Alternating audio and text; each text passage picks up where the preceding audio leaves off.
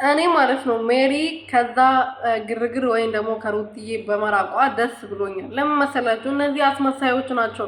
ዳኒና ሜሪ ከሩትዬ ህይወት መውጣት አለባቸው። በጣም አስመሳይ ናቸው። የምሬ ነው እንዴ! የሆነ ነገር ሲፈጠር በዛ ያድልላ፣ የሆነ ነገር ሲፈጠር ደግሞ እሷ ጋር ይመጣሉ፣ ያሽቃብጣሉ። አሁን ዳኒ ከነዛ ጋር ቢጣላ የሆነ ነገር ብሉት ሩትዬ ጋር መጥቶ ያሽቃብጣል። ሩትዬ ደግሞ ኤዋነች፣ ሰውን አትመኝ፣ ታያቸው፣ ከህይወትሽ አትወጫቸው ብንላትም ልትሰማን አልቻለችም። ያው እሷ ናት የምታውቀው የራሷን ነገር። እኛ ባልናት አይደለም የምትመራው፣ ግን እኛ ደግሞ ስለምንወዳት እነግራታለን። ግን እሷ እየሰማችን አይደለም። ስለዚህ ሜሪ አሁን እንግዲህ በራሷ ነገር እየመጣች ነው። በቲክቶክም ጠፍታለች።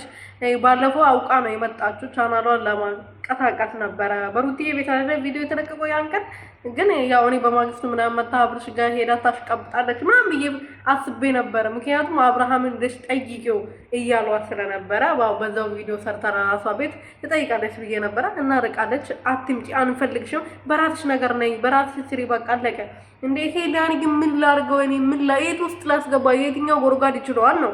ምንድነው የሚያንጣጣው? በሰው ህይወት ገብቶ እኔ ፈላጭ ቆራጭ የሚያስደርገው ምን ቤት ነው? እሱ ማን ነው? እስኪ ግራ ገባኝ እኮ ነው። ሰላም ቤተሰቦቼ እንዴት ናችሁልኝ? እኔ በጣም ደህና ነኝ፣ እግዚአብሔር ይመስገን። በያላችሁበት ሰላማችሁ ብዙ ትርፍርፍ ይበልልኝ። ለዚህ ቻናል ለዚህ ቤት አዲስ የሆናችሁ ሰብስክራይብ፣ ሼር፣ ላይክ እያደረጋችሁ ቤተሰብ እንድትሆኑ በትህትና እየጠየቁኝ እንግዲህ ሜሪ ከሰሞኑ በሚፈጠረው ድራማ ውስጥ የለውበትም ብላ አንድ ቀን መጣ ቪዲዮ ሰርታለች። ከዛ በኋላ የለችበትም። እውነትም እንደምናየው እንግዲህ የለችበትም አይደለ? እና አሁን እንግዲህ ዛሬ ደግሞ እያለቃቀሰች ነበረ። ሶስቴ ነው ቪዲዮ ፖስት ያደረገችው እያለቃቀሰች። የእናንተ ፍቅር ነው የአንቺ ፍቅር ነው እንደዚህ ያደረገኝ ይላል። እኔ ዘፈኑ ስለማልሰማ ብዙም ስለማልሰማ የዘፈንን ነገር ብዙም አላውቀውም። እኔ ውዶች ይቅርታ አድርጉልኝ። ለማንኛውም እንዳትመለሺ ወደ ሩት ህይወት አንቺና ዳኒ እስከ መጨረሻ ድረስ ውጥጥ በሉ። እስቲ ውልቅ በሉ ከሰው ህይወት። የራሳችሁ ህይወት የላችሁም እንዴ? አንቺ አሁን ትልቅ ሴት ነሽ፣ ትዳር አትይዥም፣ ልጅ አትወልጂም እንዴ? ራስሽ ህይወት አትኖሪም? ዳኒም ይሄ ኮሮኒማ የሆነ ሰውዬ የራሱ ህይወት የለውም እንዴ? ፍቅረኛ አይዝም እንዴ?